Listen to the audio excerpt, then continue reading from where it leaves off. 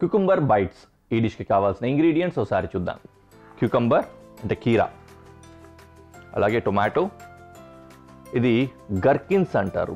గర్కిన్ అనేది కీరాకు సంబంధించిన ఒక డిషే, కాకపోతే పికిల్డ్ గర్కిన్ అదొకటి, అలాగే క్యాప్సికమ్, పికిల్డ్ ఆలివ్స్, దాంతోపాటు సోయా పన్నీర్ అంటే టోఫు అంటాం కదా అది, అలాగే మిరియాల పొడి, గార్లిక్, ఇంకా నిమ్మకాయ.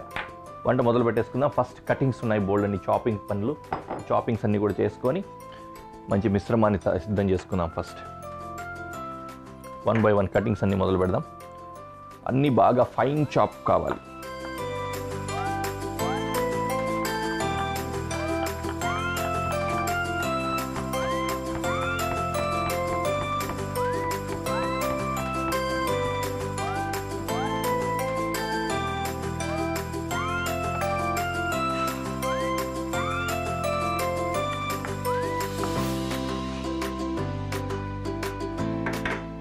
రైట్, వెల్లుల్లి చాప్ చేద్దాం.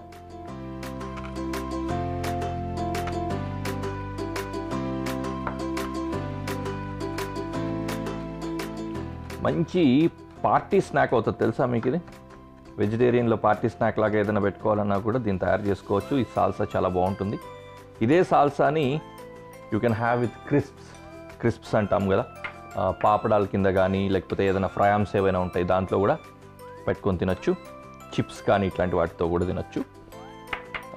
ఇంకా ప్యూర్ వెజ్గా ఉండాలంటే మాత్రం కీరాని బేస్ కింద పెట్టుకొని తినేటట్లు నేను మీకు చూపిస్తాను. What next? Gherkin. This is my favourite if you know or not.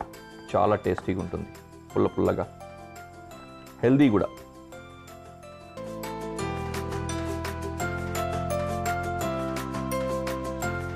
ఇవి బాగా ఫైన్ చాపింగ్ ఎందుకు చేస్తున్నామంటే, ఫింగర్ ఫుడ్స్ అన్నప్పుడు మనకు చిన్నగా కావాలి. కింద ఏదైనా బేస్ పెడతాం, ఆ బేస్ మీద అన్నీ కలిపి ఈక్వల్గా మిక్స్ అయ్యి హోల్డ్ అవ్వాలన్నమాట. లిఫ్ట్ చేసినప్పుడు పడిపోకుండా. అట్లా పెద్ద ముక్కలు ఉంటే అది హ్యాండిల్ చేయడం కష్టమవుతుంది. అందుకనే ఆల్మోస్ట్ ఫైన్ చాప్ చేసుకోవాలి.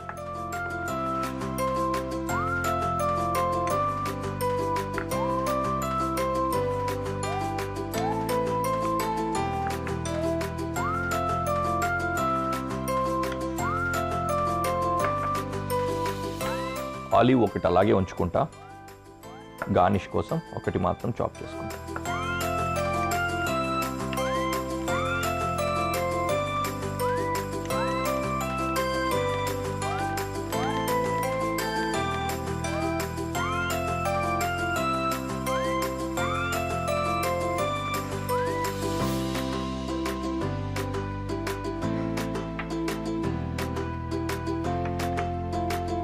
నెక్స్ట్ కీరా కూడా రెడీ చేసుకుందాం. ఇది తర్వాత చూసుకుందాం. ఫస్ట్ టొమాటో రెడీ చేసుకుందాం. టొమాటో ఆల్మోస్ట్ సీడ్లెస్సే కావాలి మనకు, అందుకని చెంపలు కట్ చేసుకుంటున్నా.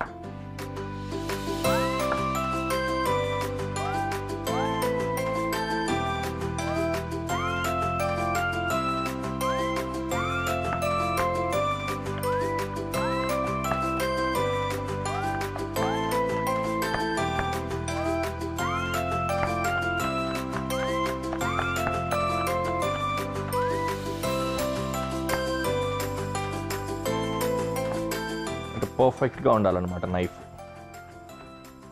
కొంచెం బ్లంట్గా ఉన్నా కూడా కష్టాలు పడాల్సి వస్తుంది, అటు స్లిప్ అవుతుంది. ఎప్పుడైతే మనం ఎక్కువ ప్రెషర్ పెడతామో there are chances for you to getting injured.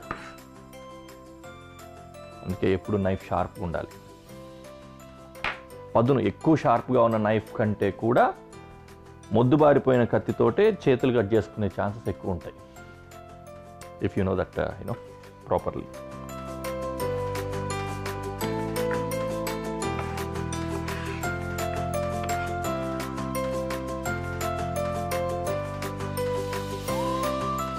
మొత్తం పెద్దగా అయిపోయింది కదా. నా దీనికి ఈ విధంగా రౌండ్స్ కట్ చేసుకోవాలి. దీంతో ఒక కప్పు లాగా తయారు చేయాలి. ఇలా ఉంది కదా. దీనికోసం ఈ విధంగా కార్వింగ్ నైఫ్ తీసుకుంటే బెటర్ అన్నమాట. ఇది ఉంది కదా carving knife, this one will do good job.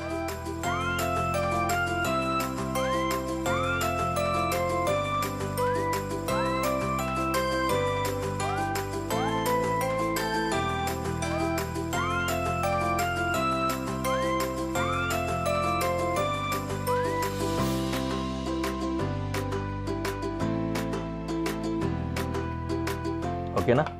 ఇలా చేసుకోవడం కష్టం అనిపిస్తే మీకు ఒక చిన్న టెక్నిక్ నేర్పిస్తాను. ఇదొక స్లైసు, ఓకే, ఇదొక స్లైస్, చిన్న స్లైస్ ఒకటి తీసుకోండి. ఈ రెండింటిని కలుపుకోండి ఈ విధంగా, ఓకేనా? దీనికి పెద్ద హోల్ చేసేసుకోవచ్చు.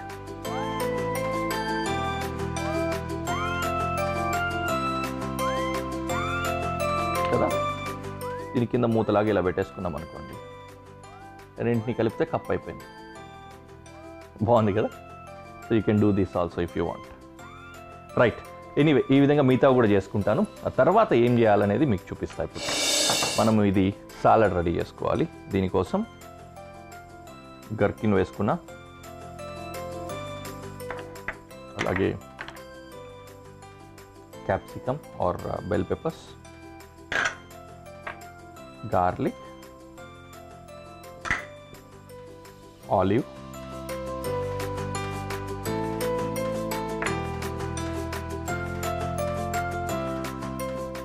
ఇది గ్రేట్ చేసుకుందాం, టోఫు,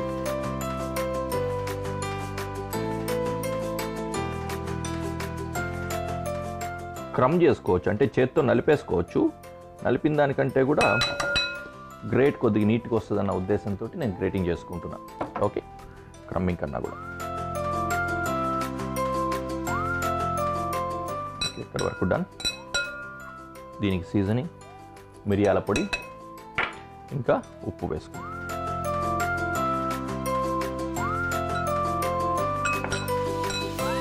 టొమాటో, ఇది పడకపోతే అంతా గ్రీన్ కలర్లో ఉండిపోయేది కదా, టొమాటో పడితే కలర్ కాంబినేషన్ వచ్చింది.